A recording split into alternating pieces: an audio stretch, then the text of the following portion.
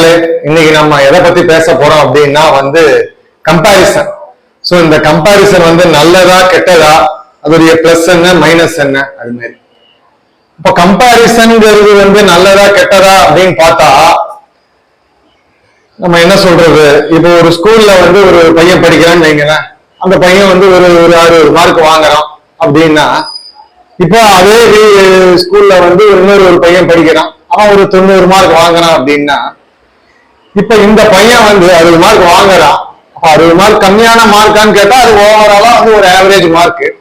அப்ப 90 மார்க் வாங்குறவனை பார்த்து, அதாவது பார்த்துன்னா என்ன, அவன் எப்படி படிக்கிறான் அப்படிங்கிறத பார்த்துட்டு அந்த டெக்னிக்ஸ் எல்லாம் தெரிஞ்சுக்கிட்டு நம்மளும் அதே மாதிரி படிக்கணும் அப்படின்னா அந்த கம்பாரிசன் நல்லதுதான். அவன் எப்படி பண்றான், அவன் என்னென்ன ட்ரிக்ஸ் யூஸ் பண்றான், அவனுடைய ஸ்ட்ராட்டஜி என்ன அப்படின்னு நம்ம தெரிஞ்சுட்டு படிக்கிறோம் அப்படின்னா அது நல்லது. ஆனா அந்த என்ன சொல்றது, அந்த ஒரு 90 மார்க் வாங்குற பையனை பார்த்துட்டு இந்த பையனோட வீட்டுல அவன் 90 மார்க் வாங்குறான், நீ 60 மார்க் தானே வாங்குற, ஏன் உன்னால முடியல, அவனும் அதே ஸ்கூலுக்கு தான் போறான், நீ அதே ஸ்கூலுக்கு தான் போற, அவனுக்கு அதே சாப்பாடு தான் போடுறான், உனக்கு அதே சாப்பாடு தான் போடுறான், அவனுக்கு அதே டீச்சர் தான் சொல்லித்தரான், உனக்கு அதே டீச்சர் தான் சொல்லித்தராங்கிற மாதிரி அவங்க அந்த விஷயத்தை எடுத்துட்டு போனாங்க அப்படின்னா அது நெகட்டிவா போய் முடியும். அப்ப இந்த மாதிரி பண்ணா என்ன ஆகும் அப்படின்னா, இந்த பையனுக்கு அந்த பையன் மேல என்ன சொல்றது, ஒரு கோபம் வரும், ஒரு மாதிரி ஒரு ஈகோ பிரச்சனை வரும், அது ஒரு நெகட்டிவா தான் போய் முடியும். அப்போ ஸ்கூல் விஷயத்துல அவங்க என்ன பண்ணலாம் அப்படின்னா, மேபி இவங்க பேரண்ட்ஸே அந்த பையனை கூட்டு வச்சு பேசலாம், இல்ல அவங்க பேரண்ட்ஸை கூட்டு வச்சு பேசலாம், என்ன மாதிரி அப்படிங்கறத தெரிஞ்சுக்கலாம். சோ மெயினா இதுதான். இது என்ன சொல்றது, ஸ்கூல் லைஃப்ல இந்த கம்பாரிசன் ரொம்பவே இருக்கும். இது மெயினா எப்படி எல்லாம் இருக்கும் அப்படின்னா இந்த மார்க் வைஸ் மெயினா இருக்கும். இப்போ ஒரு பையன் 60 வாங்குறான்னா அவனுக்கு 80ஓட கம்பாரிசன், ஒரு பையன் 80 மார்க் வாங்குறான்னா அவன் 100 மார்க்கோட கம்பாரிசன், அந்த மாதிரி. இப்போ எல்லாருமே ஃபர்ஸ்ட் ரேங்க் வாங்கிட்டா அப்ப லாஸ்ட் ரேங்க் வாங்குறது எப்படி? சோ ஃபர்ஸ்ட் ரேங்க்கும் உண்டு, லாஸ்ட் ரேங்க்கும் உண்டு, ஃபெயிலா போறவங்களும் உண்டு. அப்ப எல்லாருமே என்ன பண்ணணும்னா அவங்க அடுத்தது எப்படி இம்ப்ரூவ் பண்ணுங்கிறத பார்க்கணும். அப்ப அது என்ன டெக்னிக்ஸ் அப்படிங்கறத பார்க்கணுமே தவிர அவனால முடியுது உன்னால முடியுது அப்படின்னா எல்லாரும் ஒண்ணு கிடையாது. எல்லாருக்கும் என்ன சொல்றது, ஏதோ ஒரு பிளஸ் ஏதோ ஒரு மைனஸ் இருக்கும். இப்ப கடவுளுடைய படைப்பை பொறுத்த வரைக்கும் எப்படி அப்படின்னா, ஒருத்தருக்கு ஒரு விஷயத்துல பிளஸ் இருக்கு, வேற ஏதோ ஒரு விஷயத்துல மைனஸ் இருக்கும். சோ இதை ஸ்கூலை பொறுத்த வரைக்கும். அடுத்தது வேலைக்கு போறது. இந்த வேலைக்கு போறதுல பாத்தீங்க அப்படின்னா அங்கேயும் மெயினா இந்த மாதிரி பிரச்சனைகள் வரும். அப்ப அவன் கூட சம்பளம் வாங்குறான், நீ கம்மியா வாங்குற. அவன் என்ன சொல்றது, அவன் இந்த மாதிரி காஸ்ட்லியான போன் யூஸ் பண்றான், நம்ம இந்த மாதிரி யூஸ் பண்றோம். இது எப்படின்னா வேலைக்கு போக ஆரம்பிச்சப்ப என்ன விஷயம் அப்படின்னா, இங்க நம்மள யாரும் சொல்ல மாட்டாங்க. மேபி ஸ்கூல் காலேஜ் படிக்கும் போது நம்ம வீட்டுல இருக்கிறவங்க சொல்லுவாங்க, பேரண்ட்ஸோ இல்ல பெரியவங்களோ.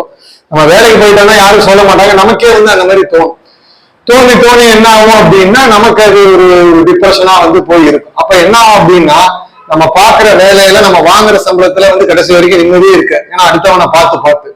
அப்ப இங்கேயும் என்ன அப்படின்னா, கரெக்ட், நம்ம ஒரு 20,000 சம்பளத்துக்கு வேலைக்கு போறோம், நமக்கு தெரிஞ்ச மேபி சொந்தக்காரனோ இல்ல நம்ம பக்கத்துல இருக்கிறவனோ ஒரு 50,000 சம்பளத்துக்கு வேலைக்கு போறான் அப்படின்னு நம்ம கேட்டு தெரிஞ்சுக்கலாம். நீ என்ன பாப்பாடிச்ச, என்ன நாலேஜ் வச்சு வேலைக்கு போனா, அது என்ன ஃபீல்டு, நம்மளால முடியுமாங்கிறது பார்க்கலாம்.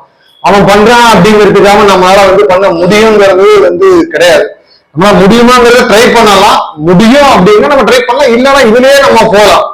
50,000 சம்பாதிக்கிறவங்களுக்கு தான் வாழ்க்கை, 20,000 சம்பாதிக்கிறவங்களுக்கு வாழ்க்கை இல்லைங்கிறது கிடையாது. எல்லாருக்கும் பேசிக்கான தேவை உணவு, உடை, இடம், அவ்வளவுதான். 50,000 சம்பாதிக்கிறவன் ஒரு 2,000 ட்ரெஸ் எடுத்தா 20,000 சம்பாதிக்கிறோம், ஒரு 500 ட்ரெஸ் எடுத்துருக்கோம், அவ்வளவுதான். பெரிய ஒன்றும் டிஃபரன்ஸ் கிடையாது. அதே மாதிரிதான் அக்சசரிஸ்ல ஒரு 10,000 போன் வாங்கலாம், 1,00,000 போன் வாங்கலாம், அவ்வளவுதான். சோ இந்த மாதிரி அப்ப இங்கேயுமே என்ன சொல்றது, அந்த கம்பாரிசன்ங்கிறது நம்ம எப்படி எடுத்துக்கிறோம் அப்படிங்கிறது தான். அப்ப என்னைக்குமே இந்த லைஃப்ல பொறுத்த வரைக்கும் இந்த கம்பாரிசன்ங்கிறது தேவையா அப்படின்னு கேட்டா, இது எப்படி சொல்றது அப்படின்னா, யாராவது ஒருத்தர் பெட்டரா இருக்காங்க, நம்ம அவனை கேட்டு தெரிஞ்சுக்கலாம்.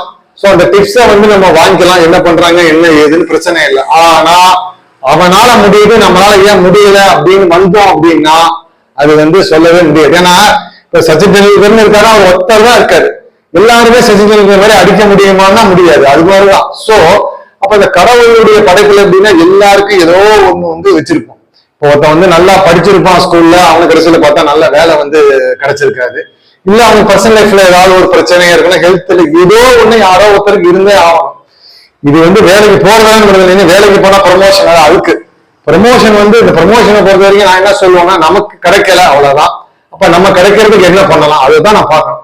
எனக்கு கிடைக்கல அவனுக்கே கிடைச்சிருக்கு அப்படின்னு சொல்லி நம்ம யோசிக்க ஆரம்பிச்சோம்னா அது கடைசியில என்ன சொல்றது நெகட்டிவ் வைப்ரேஷன்ல தான் அது வந்து போய் முடியும்.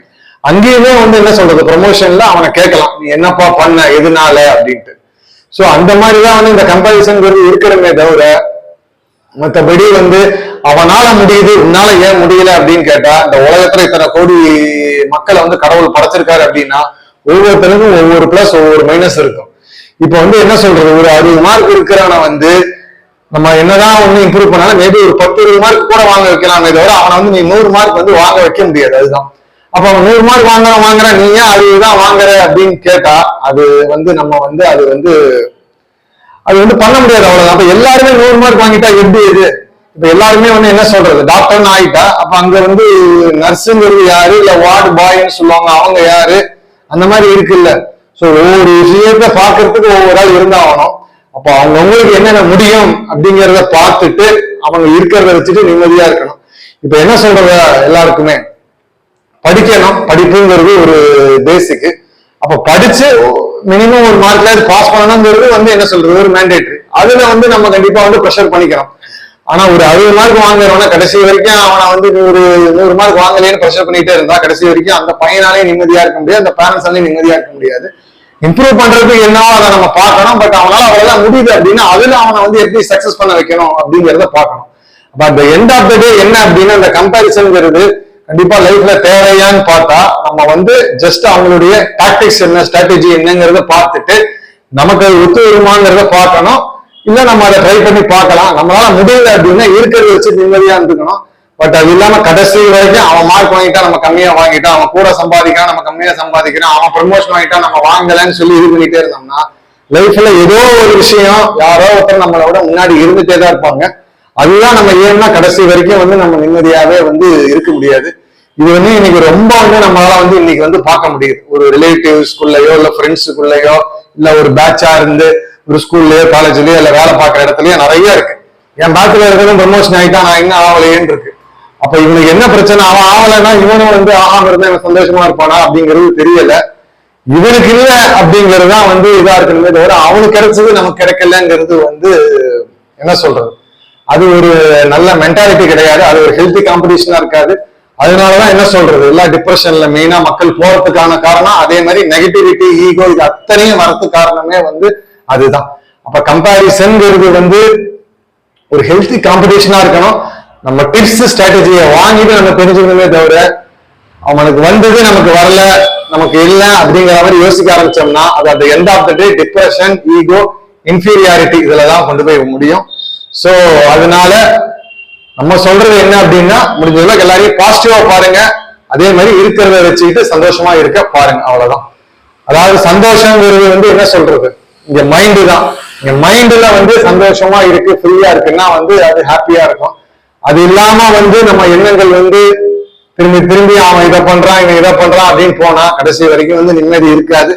நிம்மதி இல்லை அப்படின்னு சொன்னா அது எதுவுமே இல்லை. நிம்மதி இல்லைன்னா சந்தோஷம் இருக்காது, ஹெல்த் இஷ்யூ வரும், நைட்டு தூக்கம் வராது, எல்லா பிரச்சனையுமே வரும், அவ்வளவுதான். சோ பீஸ் ஆஃப் மைண்ட் தான் வந்து வாழ்க்கையில முக்கியமானது.